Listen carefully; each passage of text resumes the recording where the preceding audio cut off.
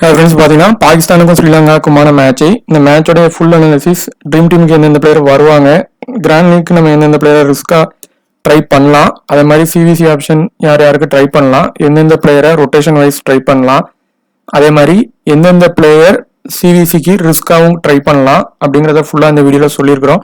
So வீடியோவை பார்க்குறவங்க skip பண்ணாமல் பாருங்கள். இந்த வென்னியோட பிச் ரிப்போர்ட் ப்ராக்ரஸ் எந்த மாதிரி இருந்திருக்கு அப்படிங்கிறத இதே வீடியோவில் சொல்லியிருக்கிறோம். ஸோ இதே வீடியோவில் இதில் 72 மேட்சஸ் ப்ளே பண்ணதில் 31 ஃபர்ஸ்ட் வின் பண்ணியிருக்காங்க, செகண்ட் 41 வின் பண்ணியிருக்கிறாங்க. இப்போ இதில் ஆவரேஜ் ஸ்கோராக 150க்கு பிலோ 42வும் 150 to 169 16 தான் இப்போதைக்கு ரெஜிஸ்டர் ஆயிருக்கு. அதில் இப்போ நடந்த மேட்சஸும் கொஞ்சம் ஆவரேஜ் ஸ்கோர் தான் வந்திருக்கு.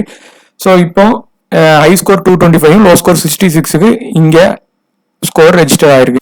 இப்போ இங்கே நடந்த ரீசன்ட் மேட்சஸில் எடுத்து பார்த்துக்கிட்டிங்கன்னா ஒரு ஆவரேஜ் ஸ்கோராக மேக்சிமம் வந்து 160 to 180 வர்றதுக்கான வாய்ப்பு அதிகமாக இருக்குது. இந்தியா ப்ளே பண்ணும்போது 188 வரைக்கும் பண்ணியிருக்கிறாங்க, ஆப்கானிஸ்தானும் 188 பண்ணியிருக்கிறாங்க. அதே மாதிரி பார்த்தீங்கன்னா பங்களாதேஷ் 150வும் UAE 172வும் இங்கே பண்ணியிருக்கிறாங்க. ஸோ அந்த மாதிரி ஸ்கோர் வந்து பார்த்தீங்கன்னா மேக்சிமம் 170 வரைக்கும் வர்றதுக்கான வாய்ப்பு இந்த மேட்சை பொறுத்தவரை இருக்கும்.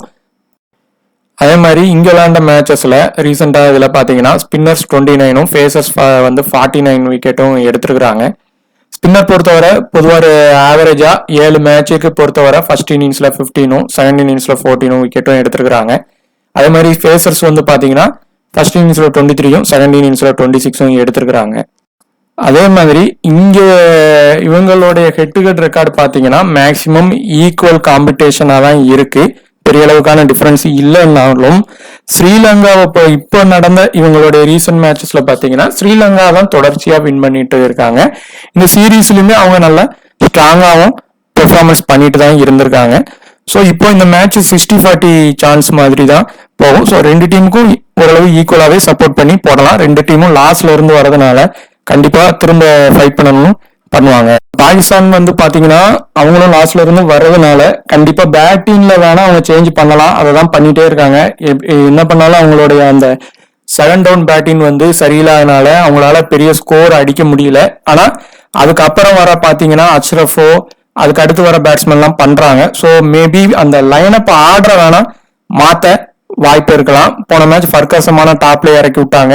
ஸோ இந்த மாதிரி சின்ன சின்ன விஷயங்கள் வேணா பண்ணலாம். அதை லைனப் லாஸ்ட்ல பார்க்கும்போது தான் நமக்கு ஒரு ஐடியா கிடைக்கும். ஸ்ரீலங்கா பொறுத்தவரை லாஸ்ட்ல இருந்து வந்தா கூட லாஸ்ட் மேட்ச் வந்து கடைசி வரை ஃபைட் பண்ணாங்க. ஆனா அவங்களால அந்த ஒரு கண்டிஷனுக்கு அப்புறம் அந்த பிச்சு நல்ல பேட்டிங்க்கு நல்ல சப்போர்ட் ஆனதுனால பங்களாதேஷ் வந்து ஈஸியா வின் பண்ணிட்டாங்க. ஸோ இப்போ இந்த மேட்ச் அதே மாதிரியான பிச் கண்டிஷன்ல தான் வருது அப்படின்னா கண்டிப்பா சேசிங் பண்ற டீமுக்கு வின் ஆகுறது வந்து கொஞ்சம் ஈஸியா இருக்கும்.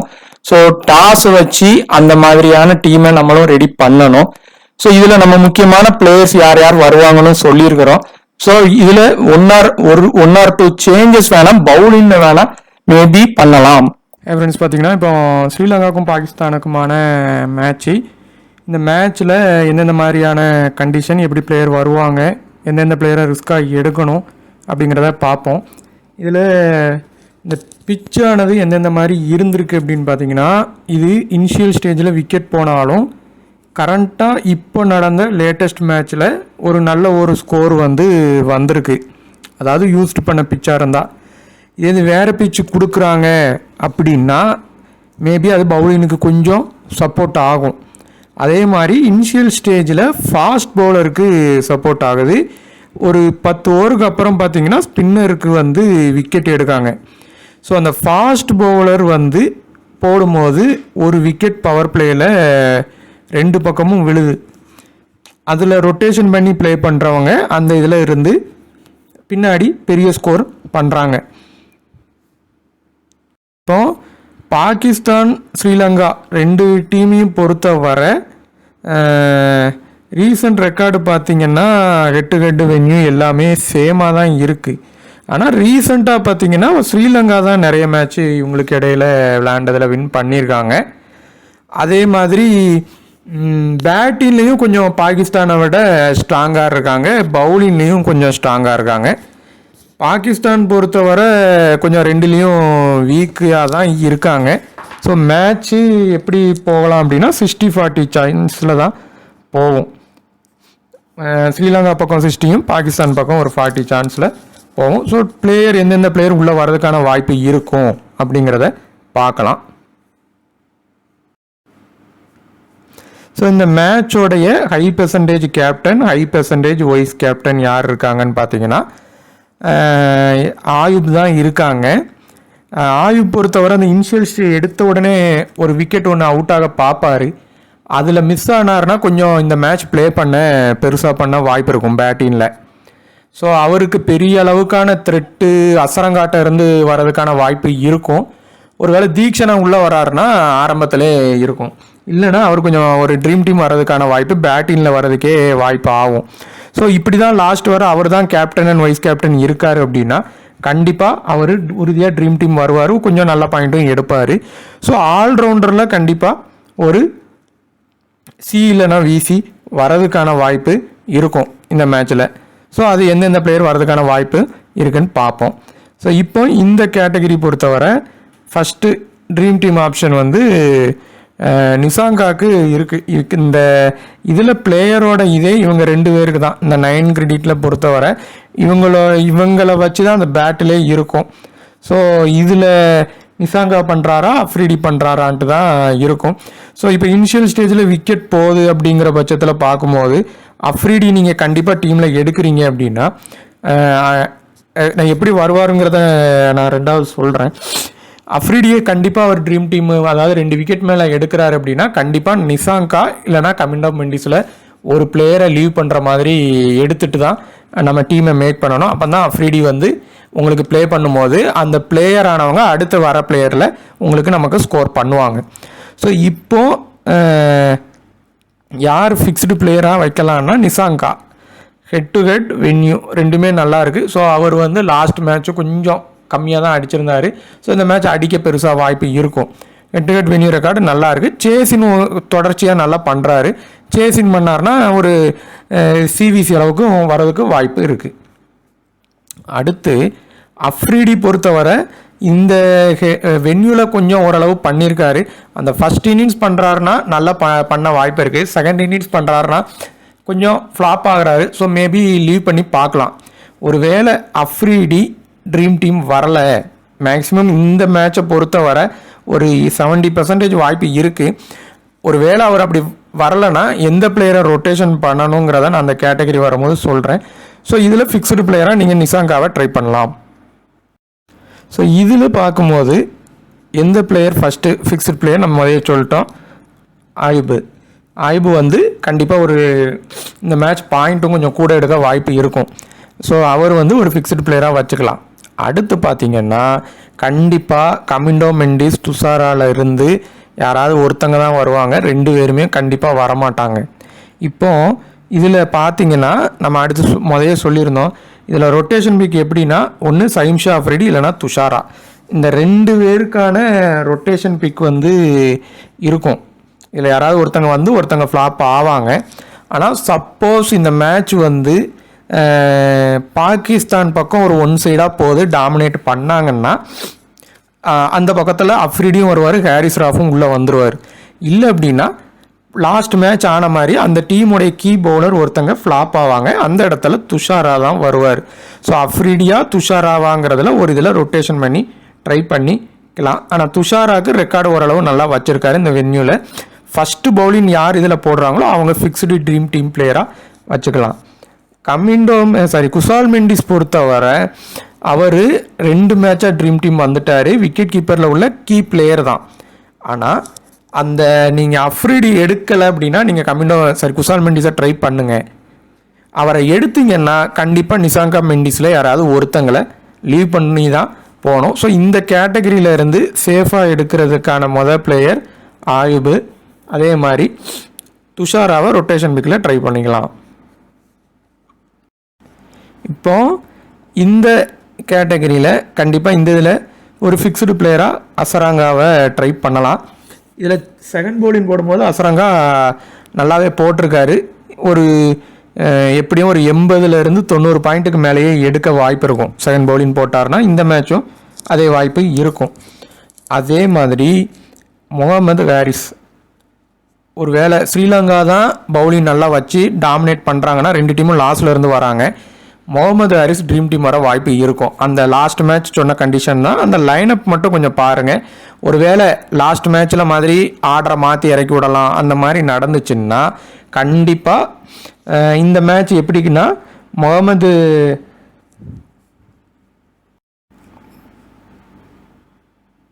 முகமது ஹாரிஸ் ஒன்று ட்ரீம் டீம் வருவாங்க. அப்படி இல்லை லைனப்பில் பின்னாடி தான் வராங்க, அவங்களுக்கான ஆப்பர்ச்சுனிட்டி வராதுன்னு நினச்சிங்கன்னா அவங்களுக்கு பதிலாக அடுத்து என்ன பிளேயர் அந்த இடத்துக்கு வருவாங்கங்கிறத நான் அடுத்த கேட்டகரி போகிறப்போ நான் சொல்கிறேன். இப்போ இதில் ஒரு ஃபிக்ஸ்டு பிளேயர் அசரங்காவை நீங்கள் எடுத்துக்கலாம். 2 இன்னிங்ஸுமே ட்ரீம் டீம் வர வாய்ப்பு இருக்குது. இப்போ லாஸ்ட் மேட்ச் பார்த்தீங்கன்னா நம்ம சொல்லியிருந்தோம் ஹாரிஸ் ராஃப் மஸ்ட் பிக்கு ஒரு ஒரு நல்ல ஒரு கண்டிஷன் இருக்குது அப்படின்னு. ஆனால் இந்த மேட்ச் பொறுத்தவரை மேக்ஸிமம் பார்த்தீங்கன்னா ஹாரிஸ் ராஃப் அஹிம்ஷா அஃப்ரிடியில் யாராவது ஒருத்தங்க தான் உள்ளே வர மாதிரியான கண்டிஷன் இருக்குது. ஆனால் ஃபிக்ஸ்டு பிளேயராக அப்பார் அகமது ப்ளே பண்ணுறாருன்னா அவர் வந்துடுவார். ஒரு வேளை அவரை பிளேயிங் லெவனில் வைக்கலன்னா பெட்டர் ஹாரிஸ் ராஃபையே நீங்கள் ட்ரை பண்ணுங்கள் இந்த மேட்ச்சு. ஆனால் அப்பார் அகமது இருக்காருன்னா மேக்ஸிமம் இவர் தான் 90% ட்ரீம் டீம் வர ஆப்ஷன் இருக்கும். அடுத்த ஆப்ஷன் பார்த்தீங்கன்னா சமிரா. ஸோ இந்த இடத்துல இருந்து கண்டிப்பாக 2 பவுலர் இந்த மேட்ச்சு உறுதியாக வந்துடுவாங்க. ஸோ அந்த 2 பவுலர் எப்படி வருவாங்கன்னா சமிரா ஃபர்ஸ்ட் இன்னிங்ஸ் பண்ணி அப்பார் அகமது செகண்ட் இன்னிங்ஸ் பண்ணால் 2 பேரும் வருவாங்க. அப்படி இல்லைன்னா யாராவது ஒருத்தங்க மட்டும் வர வாய்ப்பு இருக்கும். ஸோ இந்த இடத்துல இருந்து கண்டிப்பாக ஒரு 3 பேர் ட்ரீம் டீம் வர்றதுக்கான வாய்ப்பு இருக்கும். ஓகே, அதே மாதிரி இந்த மேட்ச்சில் ஃபர்கான் வந்து பார்த்திங்கன்னா வென்யூ கெட்டு ப்ளே பண்ணலை. ஆனால் வென்யூவோட ப்ராக்ரஸ் ரொம்ப லோவாக தான் இருக்குது, கொஞ்சம் கம்மியாக தான் இருக்குது. ஆனால் விக்கெட் கீப்பரில் கண்டிப்பாக இந்த ஆட்டம் 2 பேர் வந்தே தருவாங்க. மேபி அது ஸ்ரீலங்காவில் உள்ள 2 விக்கெட் கீப்பரே வரலாம். அப்படி இல்லை அப்படின்னா நீங்கள் ஸ்ரீலங்காவில் உள்ள 2 பிளேயரையே ட்ரை பண்ணலாம். இதில் ரொட்டேஷன் பிக்கில் 2 லோ பிக் இருக்காங்க. ஒன்று குசால் பெரேரா, இன்னொன்று ஹாரிஸ். இதில் கண்டிப்பாக ஒரு ட்ரீம் டீம் வந்துடும். இந்த டீமுக்கு எதிராகவும் அதே மாதிரி இந்த வென்யூக்கு எதிராகவும் எக்ஸ்பீரியன்ஸ் வச்சுருக்கிறது குசால் பெரேரா தான். ஸோ அவரை மெயின் பிக்காக நீங்கள் எடுக்கலாம். இந்த மேட்சுக்கு நீங்கள் சிவிசி அளவுக்கு எடுக்கிறது 2வது, ஒரு பிளேயராக எடுக்கலாம். கண்டிப்பாக ஹாரிஸா இல்லை பெரேராவா இதில் ஒரு ட்ரீம் டீம் உள்ளே வந்துடும்.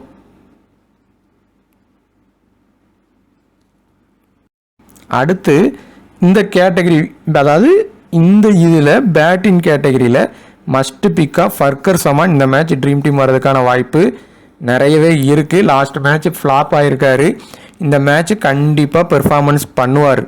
ஸோ அவருக்கான வாய்ப்பு நிறையவே இருக்குது. ஸோ அவரை ஒரு ஃபிக்ஸ்டு பிளேயராக இதில் வச்சுட்டு கே மிஸ்ரா இல்லைன்னா அஸ்லங்கா இந்த 2 பேர்லேருந்து ஒரு லோ பிக்கில் ட்ரீம் டீம் உள்ளே வந்தே தீரும். ஸோ இதில் இருந்தே உங்களுக்கு 2 பேர், அதாவது யாருன்னா மிஸ்ரா, அஸ்லங்கா, பெரேரா, இந்த 3 பேரில் இருந்து 2 பேர் குறைஞ்சது ட்ரீம் டீம் வரலாம். இல்லைங்கன்னா ஒருத்தங்க உறுதியாக வந்துடுவாங்க. ஸோ ஃபஸ்ட் இன்னிங்ஸ் போச்சுன்னா நீங்கள் குசால் பெரேராவை ட்ரை பண்ணுங்கள். அதே செகண்ட் இன்னிங்ஸ் போச்சுன்னா மிஸ்ரா, அஸ்லங்காவில் யாராவது ஒருத்தங்களை ட்ரை பண்ணுங்கள். ஆனால் 2 பேருமே இந்த கேட்டகரியில் இருந்து வர வாய்ப்பு இருக்குது, இப்போ வர இருக்குது. நீங்கள் ரிஸ்க்காக எடுக்கிறா இருந்தால் அதிலேருந்து ஒருத்தங்களை மட்டும் ட்ரை பண்ணலாம். எக்ஸ்பீரியன்ஸ் படி போனால் பெரேராவை எடுங்க, இல்லைனா மிஸ்ராவை ட்ரை பண்ணலாம். ஸோ இதில் இப்போ வர ஃபிக்ஸ்டு பிளேயராக ஃபர்கர் சமான நீங்கள் எடுத்துக்கலாம், இந்த 2 பேர்லேருந்து ஒருத்தங்க. அடுத்து இந்த வென்யூவில் நல்லா பவுலிங் போட்டிருக்காங்க. பேட்டினும் கொஞ்சம் அவங்களுக்கு சான்ஸ் அந்த லாஸ்ட்டில் கிடைக்கும் போதும் பண்ணியிருக்காங்க. அஷ்ரஃப் லாஸ்ட் மேட்ச் 4 ஓவர் போட்டிருக்காங்க. ஸோ இது கிடைக்குன்னா அஃப்ரீடி, ஹாரிஸ் ராஃபை விட இவங்களுக்கு இந்த வென்யூ நல்லா செட் ஆகிருக்கு, விக்கெட் எடுத்திருக்காங்க. ஸோ கண்டிப்பாக இந்த மேட்சும் ஒரு ட்ரீம் டீம் பிளேயராக வந்துடுவாங்க. ஸோ அவர் ப்ளே பண்ணுறாரு அப்படின்னா கண்டிப்பாக அவரை நீங்கள் மிஸ் பண்ண வேண்டாம், பிளேயராக கண்டிப்பாக ட்ரை பண்ணி பார்க்கலாம். ஸோ இந்த மேட்ச்சில் லோ பிக், இதில் 3 பேருமே லோ பிக்கு. யாருன்னா கமினோ மெண்டிஸ், நவாஸ், எஸ்அலி. இப்போ நவாஸ் பொறுத்தவரை பவுலிங் சான்ஸ் கொடுக்கறதில்ல, அதனால அவரால் ட்ரீம் டீமே வர்றது இல்லை. பவுலிங் சான்ஸ் கொடுத்தாங்கன்னா இது வந்து 2 பேருக்குமே பொருந்தும், கமிண்டோ மெண்டிஸுக்கும் பொருந்தும் நவாஸுக்கும் பொருந்தும். இதில் பவுலிங் சான்ஸ் கொடுத்தாங்கன்னா கண்டிப்பாக இந்த மெண்டிஸ் நவாஸில் இருந்து ஒரு ட்ரீம் டீம் உறுதியாக வந்துடும். அதில் ஃபஸ்ட்டு ப்ரிஃபரன்ஸாக நீங்கள் யாரை ட்ரை பண்ணலாம் அப்படின்னு பார்த்தீங்கன்னா இந்த மேட்ச் பொறுத்தவரை நவாஸ் ஃபஸ்ட்டு ப்ரிஃபரன்ஸ். லோ பிக்கில் இருந்து எடுக்கிறதா இருந்தால் நவாஸ் தான் ட்ரீம் டீம் வர்றதுக்கான வாய்ப்பு அதிகமாக இருக்குது. பவுலிங் கொடுத்தாங்கன்னா செகண்ட் இன்னிங்ஸ் போடுறாருன்னா விசி வர்றதுக்கு வாய்ப்பு நிறைய இருக்குது. இதே கண்டிஷன் தான் கமிண்டோ மெண்டிஸுக்கும். ஸோ இந்த 3 பேரில் இருந்து ஒரு லோ பிக் உறுதியாக வந்தே தீரும். அதில் ஃபஸ்ட்டு ப்ரிஃபரன்ஸ் நவாஸு, அதுக்கு அடுத்து நீங்கள் கமிண்டோ மெண்டிஸை ட்ரை பண்ணலாம். ஆனால் பவுலிங் கொடுக்க மாட்டேன்றாங்க, ஸோ அதை மைண்டில் வச்சு ட்ரை பண்ணலாம். அதே மாதிரி இந்த மேட்ச்சு ஷனாக்கா வந்து கண்டிப்பாக ஒரு ட்ரீம் டீம் வந்துடுவார். ஸோ ஃபிக்ஸ்டு பிளேயராக ஷனாக்கா, அசரங்கா, நவாஸ் இப்போ வர இந்த 3 பிளேயர் ஆல்ரவுண்டரில் உள்ளே வர்றதுக்கான வாய்ப்பு அதிகமாக இருக்குது. இது போக நீங்கள் அஷ்ரஃபையும் ட்ரை பண்ணி பார்க்கலாம். அதாவது அயூபை வந்து இந்த 4 பேருமே ஆல்ரவுண்டரில் ஃபிக்ஸ்டு பிளேயராக இப்போவே வராங்க. ஸோ இது போக நீங்கள் அஷ்ரஃபு இல்லைனா எஸ்எல்ஏ ரொட்டேஷன் பண்ணி ட்ரை பண்ணி பாருங்கள். அதே மாதிரி இந்த முக்கியம் உள்ளே இருக்கிறாரு அப்படின்னா பிளேயிங் லெவனில் வராரு, யாருக்கு பதிலாவது வராருன்னா அவரை ஃபஸ்ட் இன்னிங்ஸ் பவுலிங் போட்டால் மட்டும் ட்ரை பண்ணுங்கள். செகண்ட் இன்னிங்ஸ் போட்டால் கூட பெட்டர். அந்த பிச்சு ஸ்பின்னுக்கு சப்போர்ட் ஆகுமான்னு லேட்டஸ்ட் ரிப்போர்ட்டை பார்க்கணும். அதில் டேர்ன் ஆகுங்கிற மாதிரியான கண்டிஷன் இருந்தால் செகண்ட் இன்னிங்ஸ்க்கும் ட்ரை பண்ணலாம், இல்லைனா ஃபஸ்ட் இன்னிங்ஸ் மட்டும் ட்ரை பண்ணலாம். ஸோ இந்த கேட்டகரியிலேருந்து கண்டிப்பாக 2 பேர் உறுதியாக ட்ரீம் டீம் வருவாங்க. பெட்டர் ஷனாக்கா, நவாஸ் எடுக்கிறது பெட்டரான சாய்ஸு. இவங்க ஃபிக்ஸ்டு பிளேயராக கூட ட்ரை பண்ணிக்கிங்க. ஸோ இதில் சிவிசி சாய்ஸ் யாருக்கெல்லாம் வர வாய்ப்பு இருக்குது அப்படின்னு பார்த்தீங்கன்னா நிஷாங்காவுக்கு வர ஒரு வாய்ப்பு இருக்குது. அதே மாதிரி பேட்டின் செக்ஷனில் ஃபர்கர் சமானுக்கு ஒரு சின்ன வாய்ப்பு இருக்குது, கொஞ்சம் வர உள்ள வாய்ப்பு இருக்கும் இந்த மேட்சுக்கு. அதே மாதிரி வேறு யாருக்கு வாய்ப்பு இருக்குன்னு பார்த்தீங்கன்னா நம்ம குஷால் பெரேரா, ரிஸ்கியில் குஷால் பெரேரா ஃபஸ்ட் இன்னிங்ஸ் பண்ணால் மட்டும் வர்றதுக்கான வாய்ப்பு இருக்கும், சிவிசி அளவுக்கு இருக்கும். அந்த 2 இதில் வர வாய்ப்பு இருக்கும். அப்படி நீங்கள் கொடுத்து குஷால் பெரேரா எடுத்திங்கன்னா கண்டிப்பாக ஹாரிஸ் எடுக்க வேண்டாம். ஆனால் ஹாரிஸ் குஷால் பெரேராவில் ஒருத்தங்க வர அதிகமான வாய்ப்பு இருக்குது. அதுக்கப்புறம் பார்த்தீங்கன்னா இவங்க பவுலிங்கில் பார்த்தீங்கன்னா துஷாரா ஃபஸ்ட்டு பவுலிங் பண்ணாங்கன்னா ஒரு விசி அளவுக்கு வரதுக்கான வாய்ப்பு இருக்குது ஃபஸ்ட்டு பவுலிங். இது அகமது செகண்ட் பவுலிங் போடுறாங்கன்னா விசி அளவுக்கு வர வாய்ப்பு இருக்குது. இப்போ வர ஒரு சிவிசிக்கான ஆப்ஷன் இவங்களுக்குள்ளே இருக்குது. அதே மாதிரி ஆயுப் வந்து ஃபஸ்ட்டு பேட்டிங் பண்ணாங்கன்னா ஒரு இதில் கேப்டன் கொடுத்து ட்ரை பண்ணுங்கள். அவர் இந்த மேட்ச் பேட்டிங்கில் கொஞ்சமாவது பெர்ஃபார்மன்ஸ் பண்ண முயற்சி பண்ணுவார். ஸோ கண்டிப்பாக வாய்ப்பு இருக்குது. அதே மாதிரி ஆல்ரவுண்டரில் ரிஸ்கி சிவிசி கொடுக்குறீங்கன்னா நவாஸுக்கு கொடுங்க. இந்த மேட்ச்சு நீங்கள் ரிஸ்கி சிவிசி யாருக்கெல்லாம் கொடுக்கலான்னா குஷால் பெரேரா, அதுக்கப்புறம் நவாஸ், இவங்க 2 பேருக்கும் தான் அந்த சிவிசி ஆப்ஷன் ரிஸ்கி பிக்கில் இருக்குது. ஸோ இதை தாண்டி நீங்கள் கொடுக்குறதா இருக்கிறதுனா பேட்டிங்கில் வேணால் ட்ரை பண்ணி பாருங்கள். வேறு செக்ஷனில் வர்றது கொஞ்சம் கஷ்டம். இதுக்கு முன்னாடி பார்த்துட்டு இருந்த வீடியோவும் சரி, இப்போ பார்த்துட்டு இருக்க வீடியோவும் சரி, ஏதாவது ஒரு விஷயம் உங்களுக்கு பயனாக இருந்தாச்சுன்னா கண்டிப்பாக ஷேர் பண்ணி சப்போர்ட் பண்ணுங்கள். டெலிகிராமில் ஜாயின் பண்ணாலும் ஜாயின் பண்ணிக்கிடுங்க. தேங்க்யூ.